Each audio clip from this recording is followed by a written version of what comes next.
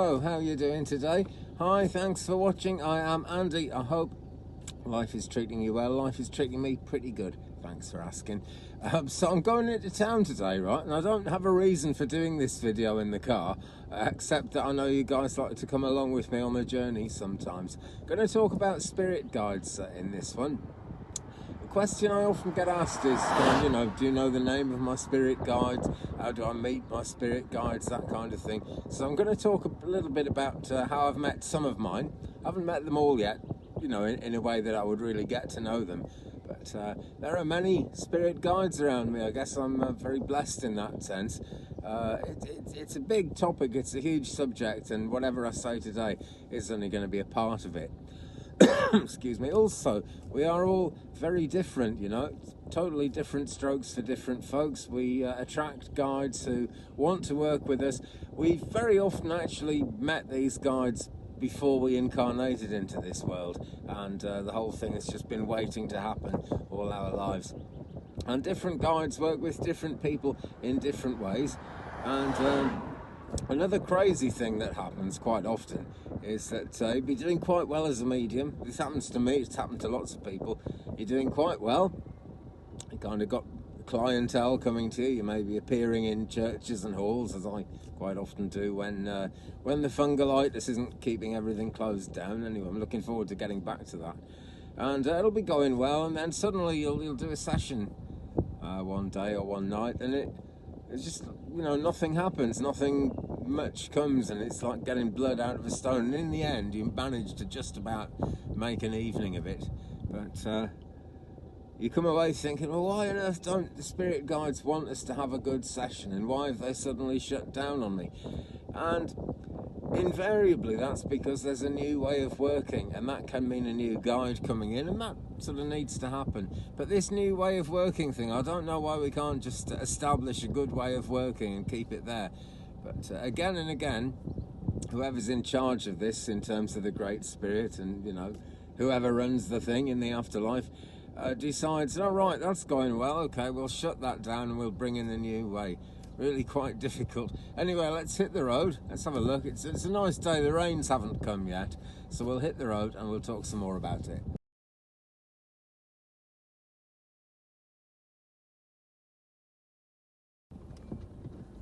Here we go.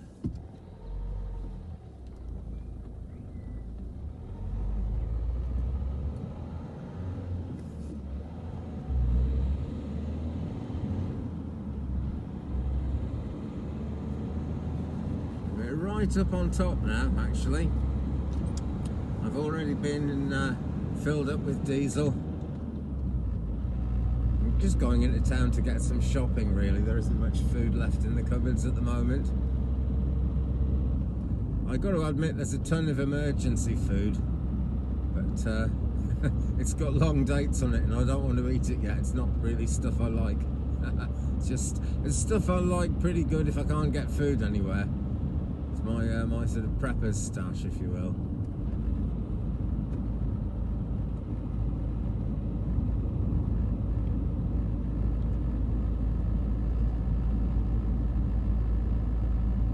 And incidentally, right, this isn't a Merlin video, but it's worth mentioning this is all part of the land of Merlin, and this is a road that probably Merlin would have been in this area at some point. May very well have come along this road in ancient times, because it has been here since ancient times.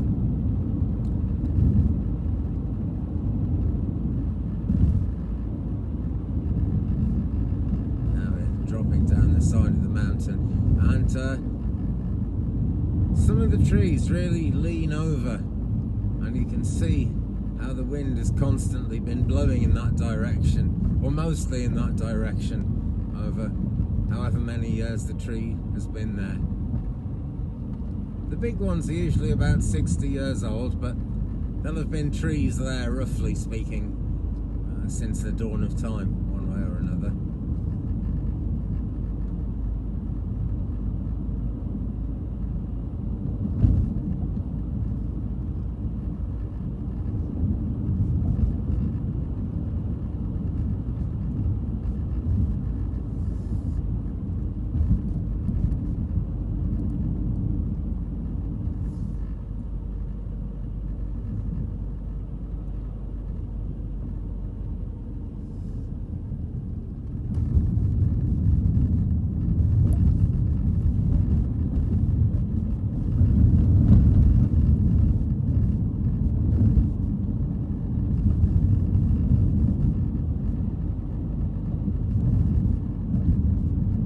spirit guides. What of spirit guides? Well, like I said, I think we've actually all got them. Whether we work with them or not is another matter.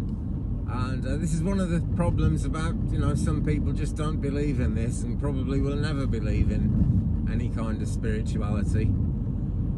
And it's a soul level choice in a lot of ways, but it's a subconscious choice for a great many people.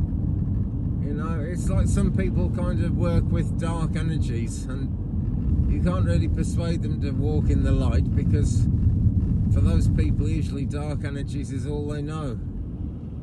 And it's a great pity, but it's always got to be a choice.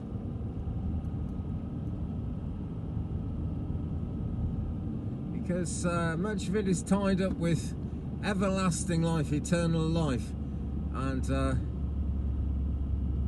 whether we're functioning as a soul which is forever in eternity, which we all have, or whether we're functioning as the soul in this world, doing whatever work or whatever, really, whatever things we want to do.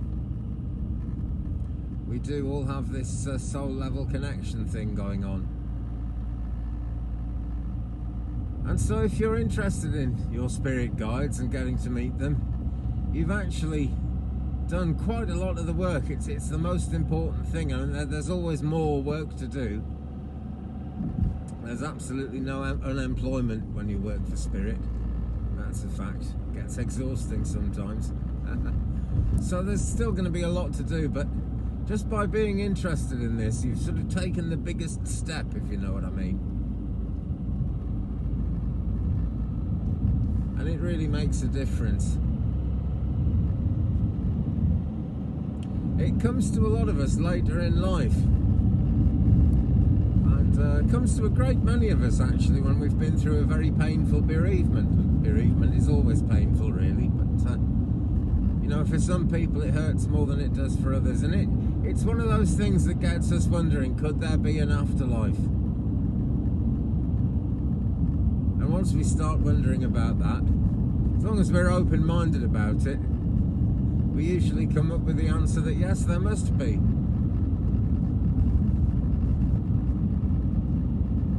But then one of the blessings of actually having spirit guides and working with them and getting to know them is that it makes you rock solid in your belief in the afterlife.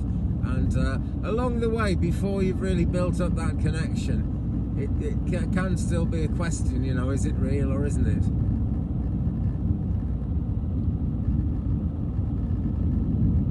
But it is real.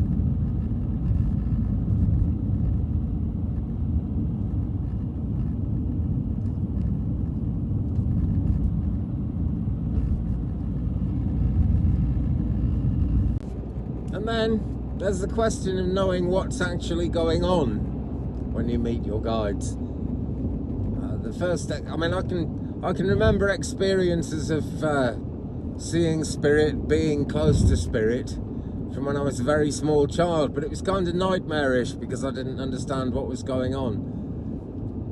But the first time I would really say I met at least some of my spirit guides was the day of my grandmother's funeral. My grandmother on my mother's side passed away in her 60s, and the funeral came, and I was about 10 years old then, 9 or 10. And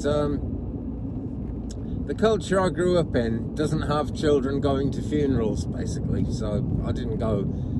I stayed home, or I stayed at my grandmother's house while the funeral was on, and there were various friends of the family there cooking and making a funeral tea for afterwards.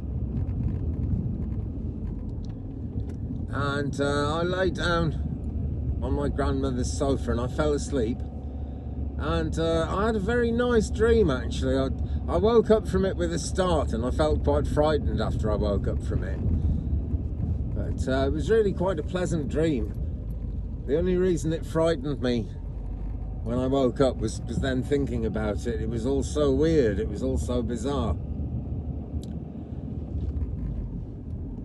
But the spirit guides, God bless them, had kind of tailored it to try and make it work for me, you know, to work for a child. I could see it. And in this dream, I was out walking very near to the house, actually, very near. And there was quite a long road in real life that led down to a play park, children's play park. And that's where we went. We was these very nice people. I'd never seen them in my life before. I didn't know who they were. There were one or two other children there. But they were just very nice, like grandparents. That's what the energy felt like. Very kind people, you know. And we went to this play park. We went in and walked up through past the swings and the roundabouts and things. And off into the just the rest of the park. It's a beautiful park. And then I came to a place that I didn't know was in the park, and it physically wasn't there. I checked afterwards, it physically wasn't there at all. But it was very much real and seemed real in the dream. And we went up 3 steps, and there were lots of people, kind of strange looking people, I suppose, in old-fashioned clothing. But I was quite happy and unconcerned by this because, as I say, I had these really nice grandparent kind of figures with me. And there was this enclosure, and in there were lots of there was like a wall going around it, no roof, you could see out to the sky. It's a nice sunny day. And all around this wall there were little arches, and each arch was someone's place. And I was taken there to meet my auntie, who'd passed away before I was born, actually. And she was there, very healthy, and she'd been a very sick lady in life. From being a child, she'd had some very difficult illnesses. I don't think she went to school or anything because of it. And she was there, happy as Larry, nice and healthy, and I sort of played with her for a while. And that's when I woke up from the dream. And I knew even at that young age that I'd had some kind of cosmic experience, some kind of spiritual experience, but I really didn't understand it. And it really did seem just like a dream. Quite a nice dream, but a dream. And then decades later, at the age of about 45, I think, I actually sort of did what they call coming into mediumship. You know, I met mediums who told me what was going on, and there was a medium who was teaching me. Got on great with him. And one of the first things I thought of about, you know, early experience was, oh yeah, that's what that dream must have been. And it was so lovely the way they were so kind, the way they set this whole dream up to teach me this. And I'm sure I actually met my auntie. I'm sure that was a real thing, you know. And so I hope you can see from that in some ways it doesn't matter if you don't know who your guides are and if you don't know their names. And it's nice to know their names. And as time goes on, if you're meant to know their names, you will get to know their names. People do in the end. But I was taken on that journey, and I met my auntie, who, as I say, passed away before I was born. I'd always wondered about her, and I got to know her. So it proved to me, really, that the soul does actually go on after the body dies, and that any ailment that person had in their physical body is gone, and they're fine, and they're happy, and they're healthy. And that, perhaps most importantly, that you can actually have a family tie, a family relationship to someone who you never met because they passed before you were born. Maybe even they were an ancestor. And I know that lady is around me, and sometimes is a guiding light for me. And of course I know her name. It's my Auntie Pat. I'd seen photos of her, so I recognised her in the dream.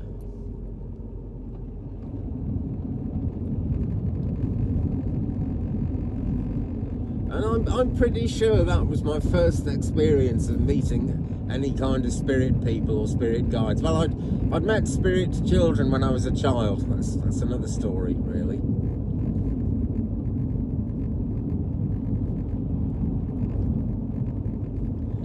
And although later in life meeting spirit guides became like a more serious kind of affair, I suppose, and a lot more emotional, it's always been a happy thing, not at all spooky.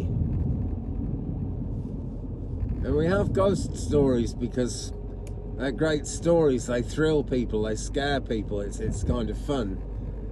But actual spirit people, they're lovely, they're great. It is kind of scary when you realise that that's who you're talking to, at least at the beginning. I mean, the first time I stood on a platform, like a little stage, at the front of a spiritualist church and actually brought someone through, this was a gentleman, very friendly, great, got on with him great. But basically, he'd ended his life by hanging himself. And I felt very mild. It wasn't painful at all, but I felt very mildly the pressure of a rope round my neck. That's how he communicated that. And afterwards, I kind of felt sick to my stomach, really, just to have had that experience, or to have had the hint of that experience, to know roughly what the guy felt. Although it must have been a lot more painful than what I felt. But yeah, it's scary. It's not a happy feeling, really, when that happens. But what was a happy thing was that I made a connection to a friend of his who was physically alive and there in the church, and bridged that gap, and that was a fantastic thing to have done. So bittersweet, really, but you get used to it. And spirit guides won't kind of trouble you a lot until the time is right and until things are ready and you're not going to be terrified of it.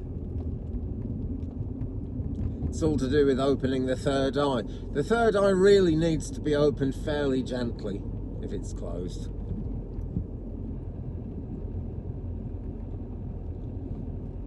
There are some drugs that people take, like illegal substances, I guess, which force the third eye open. And I was telling someone that one day, and she said, well, that's good, isn't it?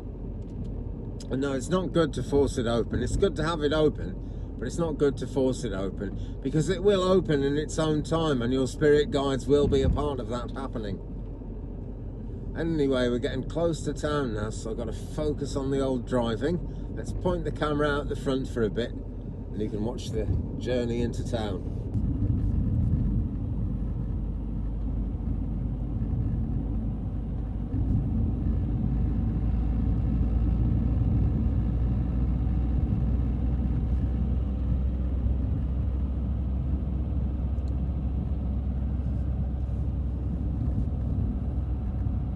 I've brought you on this road before, but I don't think we were going this far. I think we were going in the other direction. And we are coming into Carmarthen now, and that really is this really is the place of Merlin. It's Carmarthen. I say that with an M, because there's a place in North Wales called Carmarthen, which sounds exactly the same if you say it quickly enough. And Merlin was in North Wales at times when he travelled all over ancient Britain, which in those days was called Caledonia. But Carmarthen is the Kyre of Merlin, the Kyre of Merlin. Carmarthen is just a modern Welsh way of saying the Kyre of Merlin. So this is actually where he lived in his later years. And we're just coming into it now.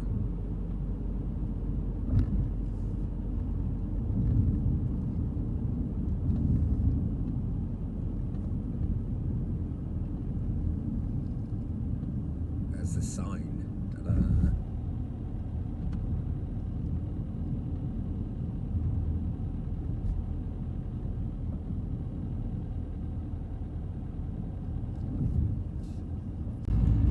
seen this next bit before. We are coming up to Merlin's roundabout, where, well, Merlin's Oak. It wasn't Merlin's roundabout, but it's the roundabout where Merlin's Oak used to stand. And it's worth talking about Merlin now in this, well, it's always worth talking about Merlin because it brings them closer. But here is another thing about spirit guides, you know.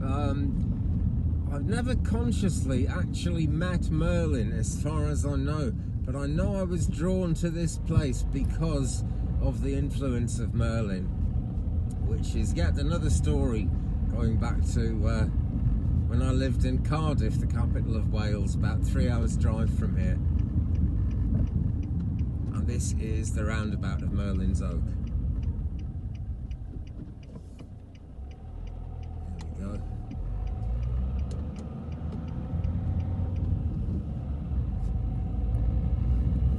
Got an election soon. There's an election poster there. Don't want to dwell on that. But yeah, right, Merlin, and any great spiritual character has the ability to draw people close. And I'd be very conceited if I said Merlin was my spirit guide. He does guide me, I'm sure of it. I've got lots of reasons to be sure of that. But someone like Merlin can guide any number of people. In fact, actually, I suspect they all can, but certainly someone like Merlin, who would be intriguing to so many people, would draw people to want to work with him. And because he's non-physical, because he's now in his eternal life, he can work with anyone. And this, for example, is true of Archangel Michael. Well, all the angels, really. They can work with many people at once. Doesn't matter how many, because they're not physically limited. It's a bit like that old saying, which is a very true saying, that you can have 100 candles, 1,000, however many candles you want, actually, unlimited number of candles. And as long as one of them is a light, you can light all the other candles from that one candle without taking anything away from it. And so it is with the energy of the angels, the spirit guides, Merlin, absolutely everybody who, no, not bodies, oh, that's the wrong word, everyone who can help us from the spirit realms. And it's super gnarly in town. Oh, excuse me, clear my throat. It's super gnarly in town today. Well, that's the way of it.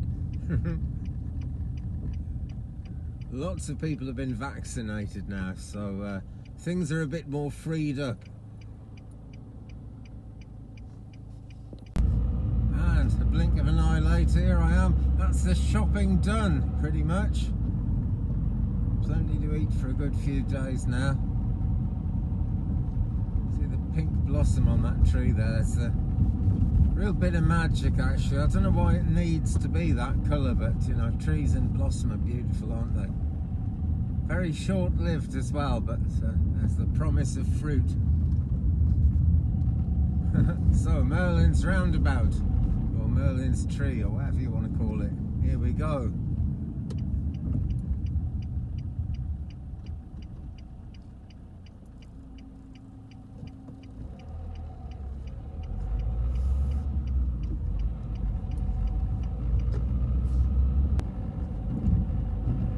Out of town and back in the trees. This is what we like.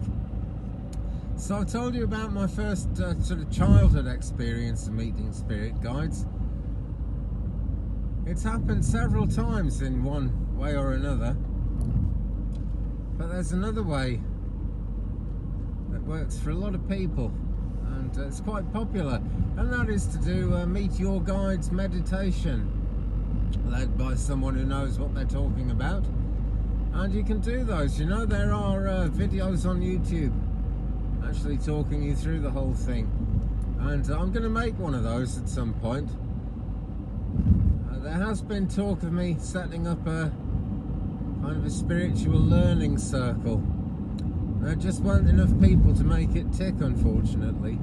So I think the next best thing would be if I make up a spirit guides meditation video that you can actually kind of follow. And I went on this guided meditation quite early.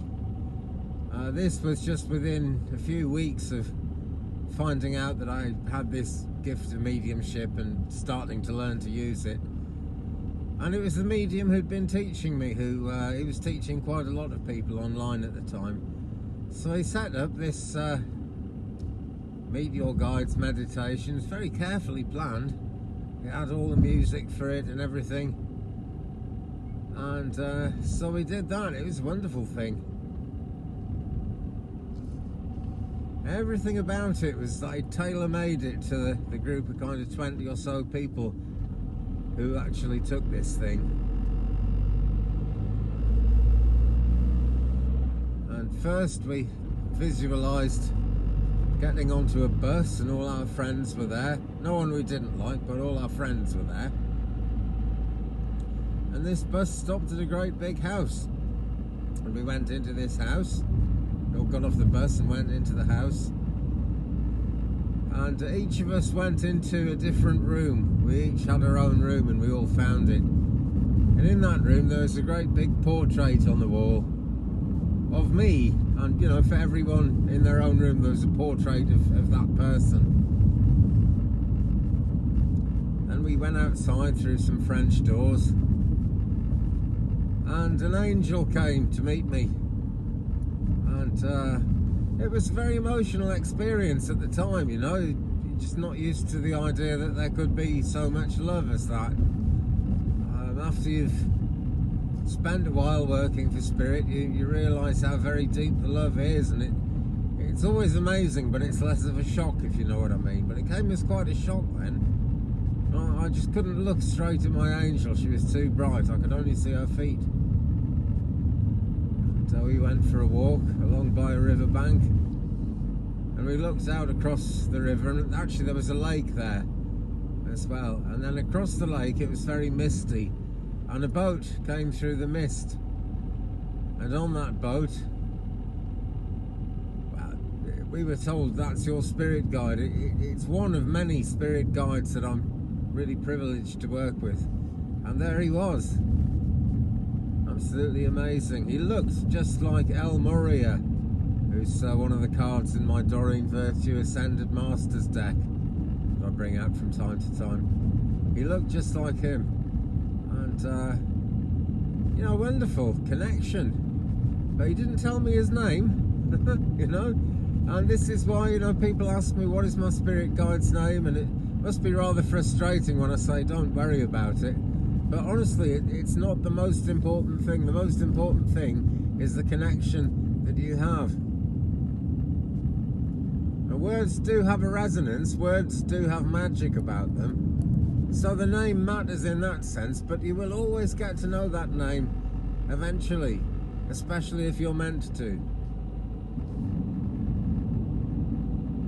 The magic of words and the magic of names goes way back to, I could say biblical times, but long before the New Testament, right back in the Old Testament days.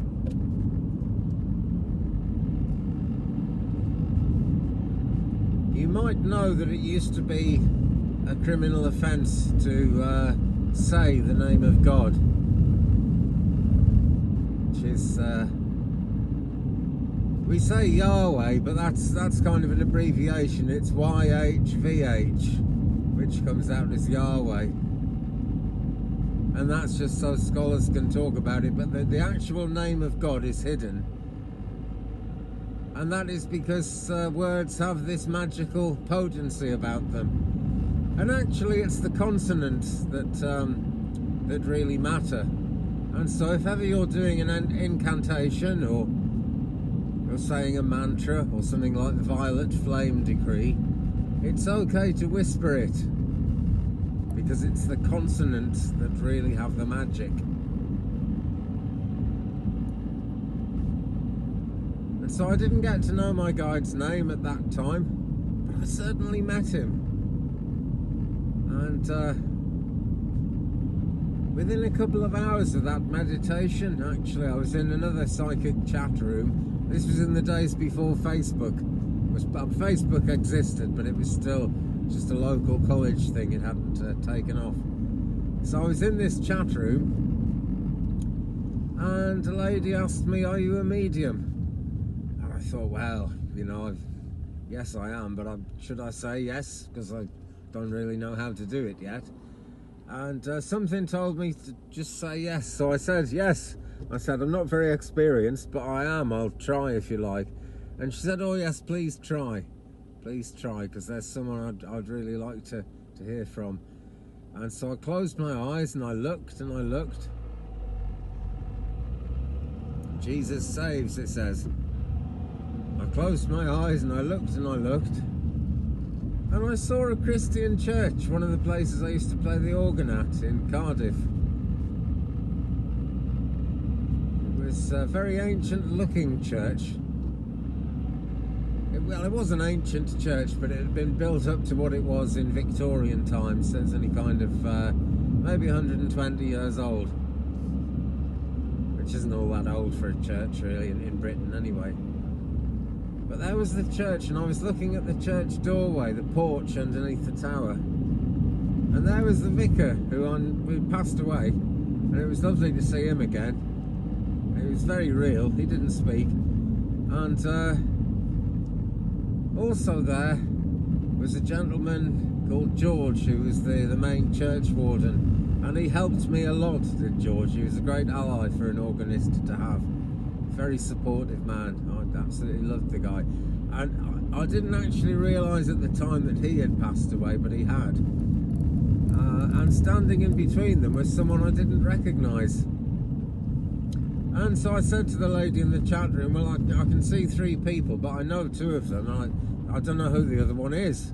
It's not saying anything, I don't know. And she said, well, can you describe him? And I described what he looked like, and I picked up that he had some kind of association to a university. And she said, yes, that's my uncle. You know, he passed about 2 weeks ago, and he was a university lecturer, and that's what he looked like. And that was it. You know, that there wasn't a great deal in the way of a message, just to let her know that it was all right. But you know, that's all that really matters when you're connecting someone with somebody in the afterlife.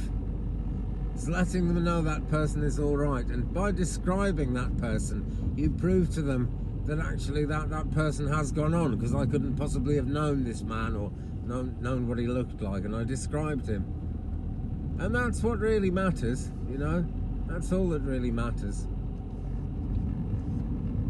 And so I'd met my guide in the boat, and I didn't actually see him outside the church in this communication that I did just a couple of hours later, but I know he was guiding me. I know he was there. What really matters is what happens, what you see, what you can describe, and you must always try and look more deeply. Try and get as much information as you can. There's a gentleman I had the privilege of teaching a little bit to about 6 or 7 years ago now, and he's still learning actually. He's taken a very slow path, but that's entirely up to him. He's got other spiritual gifts that he works with as well. And about 3 years ago, one of the spiritualist churches I go to had an evening for what we call a fledglings night, where the service is taken by a number of trainee mediums, if you like. We call them fledglings. And he stood up when it was his turn, and he got quite a lot of information actually. It was really good, but you can always get more, that's the thing. Just driving past Llewellyn the Great's burial site there. You can always get more. I'm going to go up this way actually. It's much more scenic than the way I usually go. So he knew that he had a bus driver. That was the communicator, that was the spirit person who wanted to talk, was someone who'd been a bus driver. And this guy was standing in front of his bus, big red double-decker bus. A lot like the London buses you see, but we have red double-decker buses elsewhere too. And it wasn't anywhere in particular, that wasn't part of the message, but and he said, well that's it, that's all I've got. And so I said to him, visualise yourself walking round to the front of the bus and see what's written on the front. on the destination board. You know, there's always a sign on the front of a bus saying where it's going. So he did that. He visualised himself walking around to the front of the bus, and there was a word on there, and that word was very significant. So you must always look more deeply into the scene, you know, look as deeply as you possibly can, because your guide will show you everything you need to see for the message, but it's up to you to look as closely as you can and to look at it from all angles if you possibly can.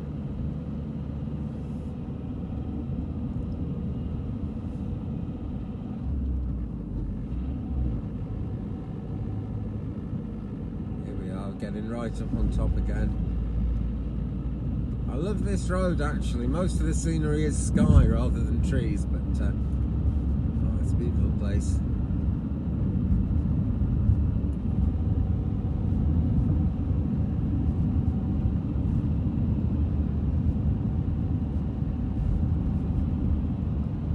It's not a great place to have a breakdown because nobody knows where it is. And the GPS struggles out here as well, so really tricky if you get stuck. But I'm not going to get stuck today, that's my affirmation.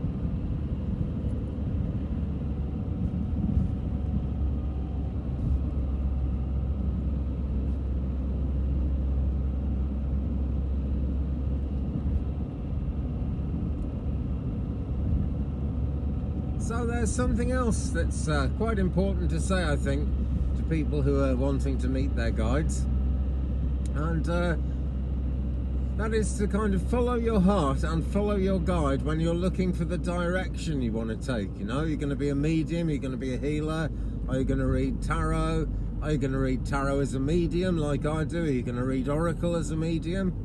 Which I also do, but you know, I do both, but some people kind of just prefer the energy of the tarot to the oracle, and vice versa. It's a calling, you know, and what you feel like doing is usually the way to go. It's why we always say follow your heart.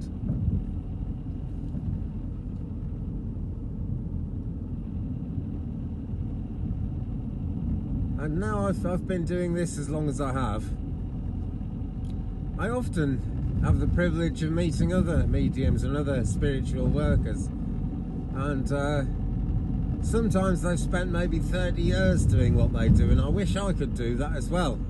But life's too short. You've got to specialise in the gift God gave you and in what you were made to do, what you were meant to do, what you're meant to be all about spiritually. You'll just know in your heart what that is, and that's what you've got to follow. Because supposing I met a great healer, which has happened, you know, someone who has really spent their whole spiritual career as a healer, maybe a Reikiist, or, you know, in another realm, shamanic healing, maybe something like that. And that's great experience. Well, I guess I could have that much experience of that as well, but I was being a medium all that time, and I still am. And maybe they wish they could do mediumship the way I do it. And, you know, again, if they did, then that wonderful spiritual community resource, if you will, of having a wonderful healer wouldn't be there, because there'd be another medium, and then there'd be one too many mediums. And if I'd been a healer, there'd be one too many healers, because there's always the right balance. It's always the way it's supposed to be.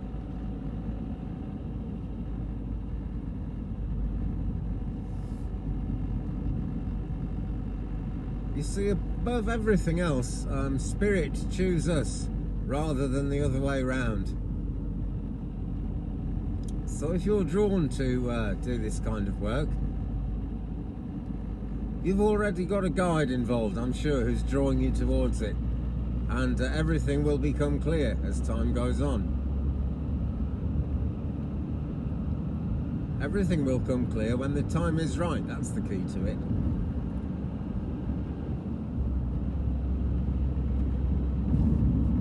But if you know what I mean, you don't have to take the attitude, right, I'm going to find out what my guide's name is, I'm going to find out who my guide is, and I'm going to ask that guide to help me. it's good to ask them for help, and you know, it's always very important to thank them for the help when they've given it as well, of course. But there's really no need to try and make something happen. It's a bit like what I said before about forcing the third eye open. It's the last thing you want to do is force your third eye open. It's really, really unhealthy and unhelpful, and it just makes it harder in the long run. You just let these things happen. So when you think about it, friends, just the fact that you're a part of this movement, as it were, part of this spiritual community, and like everyone else, you've grown up in a world that maybe wasn't all that keen on these things, and maybe surrounded by people who didn't believe in any of it. And some of us are lucky enough to be born into spiritualist families. It's a true thing, but for the great majority of us, it's something we find. And you've found it, my friend, so don't worry. Whatever you do, don't worry. Because you'll meet your guides when the time is right, for sure. Anyway, this here is getting to be a long, long video. It's been a long, long drive, but it's been a lovely drive, hasn't it? I think I'll get a few more driving shots now, and I think we'll wrap this one up there.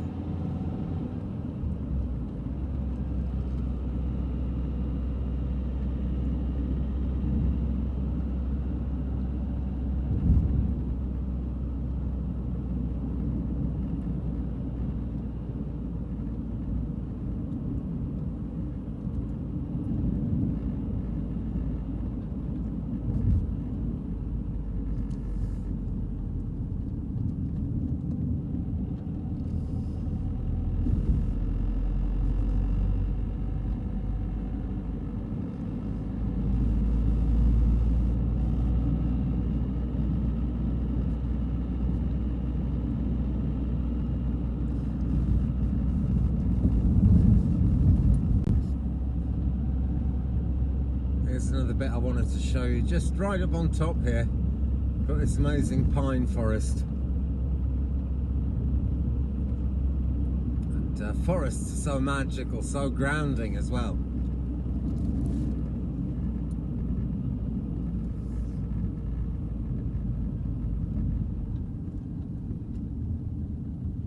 I'm gonna pull over for a second. Anyway, you can come up here in the dark of night and get yourself a free Christmas tree.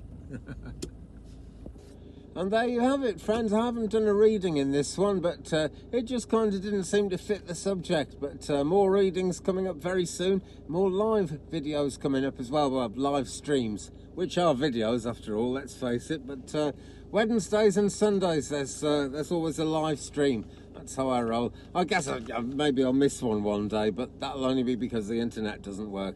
It's always a date with me, so look forward to see you sometime in the future in one of those live videos, and I can maybe do a reading for you or answer a personal question for you. I'm always happy to do that. If you'd like to get in touch with me for a personal reading or anything, 35and83@gmail.com. Do please visit my page at coffee.com/twig. The links are down there in the description. And yeah, leave me a comment, guys. It's always good to know what you think. Share the journey and everything. And a thumbs up if you've enjoyed this one. And I'll see you again in a future video. Love and light and blessings and peace.